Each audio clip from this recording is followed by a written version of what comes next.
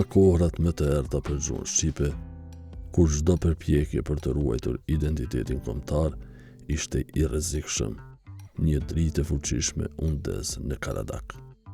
Kjo dritë lindi në Stubull të Epërme, një fshat që historia do ta shënoj përgjithmonë si vendlindja e shkollës së parë shqipe në Kosovë.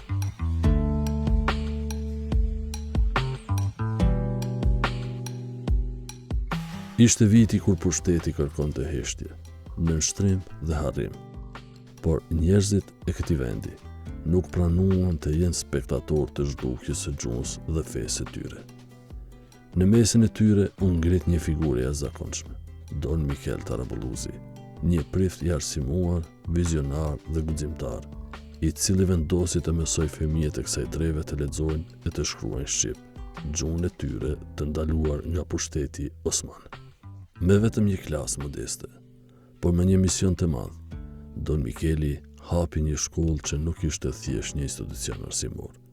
Ajo ishte një vatër rezistence kulturore, një qendër ndërgjegjësimi kombëtar dhe një streh ku fëmijët mësonin më shumë se alfabeti. Mësonin çfarë do të thotë të jesh shqiptar.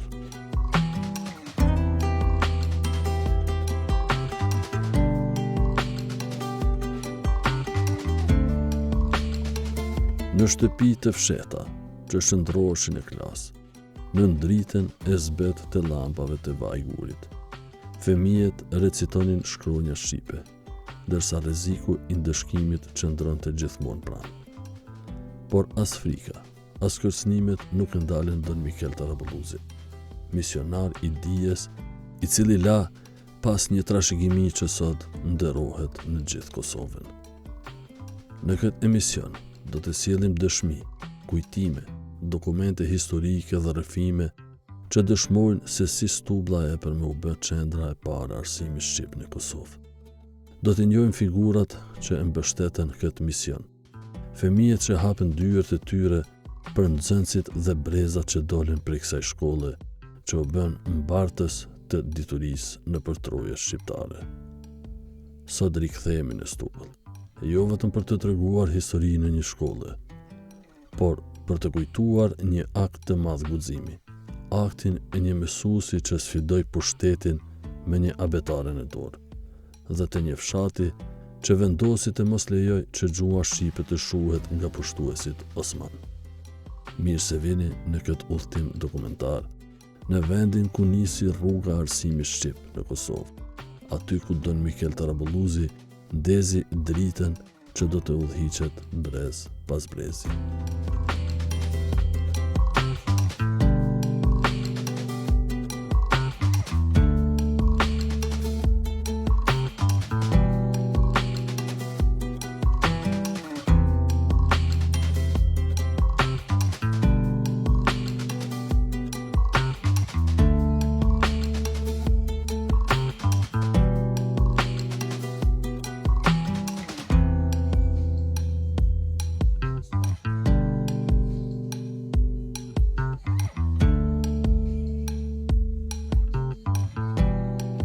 Përshëndetje shikues të Kosova Infos, jemi këtu pranë muzeut të shkollës së parë shqipe, ku do bisedoj me profesor doktor Sar Gjergji, ku do të na tregon rreth këtij historiku të kësaj shkolle. Përshëndetje i nderuar. Përshëndetje. Jemi në ambientet të muzeut të shkollës së parë shqipe në Kosovë, një shkollë që daton nga viti 1584, dhe meritat për hapjen e kësaj shkolle i atribuohen dy njerëzve më eminent të Selisë së Shenjtë, Vatikanit, Papa Gregori XIII, i cili kishte për këshilltar vetin personal, vetjak, një arbresh, pra një shqiptar, pararendës i familjes së Papa Albanit Klementit XI. Natyrisht, këta dërguar në tokën tonë, në tokën arbrore, dy, si thash, njerëz më eminent që kishin atë botë dhe që i dërgonin në vatra krizash, dhe këta ishin Aleksandr Komolović dhe Tomas Raxha, ky i fundit ishte dhe rektor i kolegjit Ilirik, i kolegjit papnor atë botë. Natyrisht dokumentet arkivore e përshkruajnë gjithë rrugëtimin deri në këtë pjesë, në këtë hapësirë ku jemi ne tash, e të cilët ishin të shoqëruar nga 3 shqiptarët e tjerë, njëri prej cilëve quhej Armando Duka. Pse shkolla këtu, ata japin një arsyetim, sepse këtu ende nuk vinë dhe nuk banojnë turqit dhe se këtu mund të mësojnë edhe shqiptarë të tjerë nga pjesë të tjera. Ne kemi parasysh të jemi në trekëndshin në Kosovë, Maqedoni, Serbi, sot. Por raportin që e hartojnë ata, dy emisarët, dy të dërguarit e papatit, është interesant të thuhet se Krushevcin e paraqesin një qytet shqiptar të banuar me mbi 90% shqiptar dhe rreth 10 të tjerë. Pra nuk thonë serb, po thonë të tjerë, dhe se shqiptarët kishin 3 kishat e tyre të vjetra. Natyrisht shkolla, për shkak të rrethonave në të cilat u gjend populli dhe vendi ynë në okupimin osman, do ketë punuar me ndërprerjet e herpaseshme, por që ka ardhur deri në ditët tona. Ne për herë ruajmë një numër të madh librash, tekstësh që i kanë përdorur nxënësit dhe mësuesit të kësaj shkolle.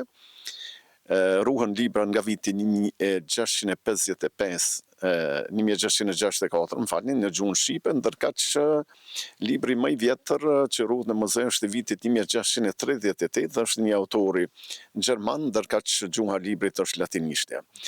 Pse ky libër këtu, me qenë se është i fushës së mjekësisë okulte, unë nuk kam ndonjë ide. Por librat e mëvonshëm që i kemi në gjuhën shqipe flasin jo vetëm për mësimin e Shqipës, por për gjitha lëndët që i kanë mësuar në përkohë të ndryshme nxënësit tanë këtu. Natyrisht nga viti 1904-1905 ne mund të shohim edhe regjistrin e nxënësve, moshën e tyre. Në këtë vit shkollor kishte gjithsej 50 nxënës, 28 meshkuj dhe 22 femra. Një nga ata nxënës kemi pas rastin ta intervistojmë edhe ne, diku në vitin 1990 dhe informacionet që ja ka dhënë kanë qenë 100% të përputhshme me dokumentet arkivore që i kemi nxjerrë më vonë në arkivat ndërkombëtare. Sot në muze, përpos librave, ruhen dhe artefakte të tjera, ruhen dokumente arkivore, sidomos austro-hungareze, të nxjerra në Vjenë, dhe që janë edhe raportet të konzujve austro-hungarez dhe konzujve të tjerë. Dhe një letërkëmbim, një komunikim i mësuesit të kësaj shkolle, do Mikel Tarabulluzit, me ato personalitete. Do të thënë se në memorin e qytetarëve të Stublës është thadruar emri do Mikel Tarabulluzit si mësues i parë i kësaj shkolle. Në fakt, do Mikel Tarabulluzit është familjetari i parë dhe mësuesi i parë i Stublës së pavarur nga Letnica, sepse Stubla deri me 1 shkurt 1905 ishte pjesë e Letnicës. Para do Mikel Tarabulluzit kemi pasur dhe 2 Mikelat e tjerë, Mikel Shalën dhe Mikel Lekën, mësues këtu. Mandej kemi pasur Bartolomej Fantelën, kemi pasur Andreun e Krisës dhe mësues të tjerë. Sekundër që pas ti kemi pas dhe në kohët e tij edhe vëllaun e tij Jakun, Jak Tarabulluzin, më vonë kemi pasur mësues këtu një ish nxënës të kësaj shkolle, mandej mësues këtu Angel Zefin dhe mësues në Ferizaj me dekret e Ernest Koliqit dhe po ky me 2 vëllezrit dhe djalin e vllaut janë të pushkatuar nga ish sistemi dhe të varrosur në varrezat masive në Gjilan. Historia e kësaj shkolle është sa lavdishme, por që dhe dhimbshme. Ajo ka ndarë fatin e popullit dhe të vendit në të gjitha kohrat e saj. Gjitha dokumentet arkivore, që janë një numër i madh, sidomos i studiuesve të huaj që flasin për këtë shkollë, dëshmojnë për një angazhim të vazhdueshëm, po thash dhe atë pjesën që thash fillimisht të herpashershme të ndërprerjes për shkak të rrethonave në të cilat u gjend vendi dhe populli. Nëse jemi më së lumtur që pikrisht kemi ruajtur godinën, këtë godinë, e cila si shkollë funksionon nga viti 1896, të paktën nga viti 1896, siç shënon edhe si përdere në pjesën e poshtme të kësaj shkolle, të kësaj godine, ndërkaq shkolla deri atë botë ka punuar ose ka ekzistuar në hyrje të varrezave të sërshme të shkollës, prej nga fillon dhe rruga Kumanovës, natyrisht rrugë e cila ka shërbyer edhe për shkëmbim idesh, edhe për shkëmbim mondrash deri në vitet 80. Do thot nxënës nga pjesa e Maqedonisë, që thash pak më herët, sepse jemi në këtë trekanç të Malëzi të Shkupit. Kjo pjesë këtu, mandej është Malëzi i Kumanovës, i Preshevës dhe i Gjilanit. Do thot jemi në një rreth në një hark. Dhe natyrisht nxënës të kësaj treve kanë mësuar në këtë shkollë. A ka qenë veni i përshtatshëm ky për hapjen e kësaj shkollës këtu që është bë? Pikërisht është pozita gjeografike, ajo që thonë dy emisarët e papatit. Se këtu ende nuk vinë dhe nuk banojnë tushit, do të thotë ende është si thuash jashtë zonës së interesit të perandorisë osmane, gjë që nuk ndodh më vonë. Dhe është në qendër të krahinës, thash, për nga mund të mësojnë dhe të tjerë shqiptarë. Një zonë më të sigurt, po. Dhe duke pasur parasysh se rezidenca i peshore ka qenë në Shkupat botë, do thotë dhe është lidhë përmes letnicës Shosharit. Pra pak se bjeshke, përballë nesh është rezidenca i peshore, Shkupi, ndërkaq me udhën e Kumanovës është komunikuar me Kumanovën nëpërmjet Selishtës së Zhegrës me luginën e Preshevës dhe të Gjilanit. Kjo është do të thotë arsyeja pse ata kanë sugjeruar dhe kanë hapur shkollën këtu. Cilat janë aktivitetet që në ditët e sotme tash po bëhen në këtë shkollën e poshtë Shqipe këtu? Nga viti 1990 ne kemi filluar organizimin dhe mbajtjen e manifestimit që e quajmë ne takimet e Domikelit. Dhe këto takime, në kohën kur ne kemi filluar, ka qenë një kohë kaos, po them një kohë e ndaluar, një kohë zero për elementin për kombin shqiptar këtu në Kosovë. Shkaku i suprimimit të autonomisë së Kosovës në vitin 1989 dhe gjithë reprezalet që ndodhin më vonë. Ne kemi dashur që t'jemi një zë i fuqishëm përballë, po them kësaj dhune dhe të kësaj kohe, po them të kohës së atëshme. Natyrisht manifestimi ka anën shkencore, akademinë shkencore, ku trajton tema nga historia, nga kultura, nga letërsia, nga arti, nga shkenca. Jo vetëm shqiptare, dhe hëpërhen e thrasim njerëz të fushave të caktuara për të ligjëruar me tema. Mandej është ora letrare, është ana kulturore artistike, që këtyre 2-3 viteve të fundit e kemi pasuruar edhe me një festival mbarkombëtar. Që mbahet këtu, po 2 ditë, jo më pak. Kështu që është një manifestim i larmishëm. Përpos kësaj dite qendrore, ne kemi edhe manifestimin për fëmijë, për nxënës të shkollës fillore, që edhe ata mbajnë manifestimin e tyre, edhe orën letrare, edhe programin artistik, edhe kuizin e diturisë. Do thotë është një manifestim shumë planesh, shumë dimensional, dhe ku marrin pjesë njerëz të fushave e të profesioneve të ndryshme. Janë mira njerëz që përcjellin manifestimin. Veç kësaj, ne në kohë të ndryshme organizojmë edhe takime të tjera, manifestime po them më të vogla të tjera, qoftë me krijues, në një rreth me ngushtë. Vizitorët janë të çdo ditshëm, dhe është interesant që nga të 4 anët e botës këtu ka vizitor. Gjitha racat, gjitha gjuhët i gjejmë këtu. Kanë dëshirë edhe mu informu për shkollën Sigurisht, me qenë se thashë dhe më herët muzeu ruan artefakte të ndryshme që lidhen jo vetëm me shkollën, por për historinë shqiptare, me theks të veçantë për historinë e kësaj zone.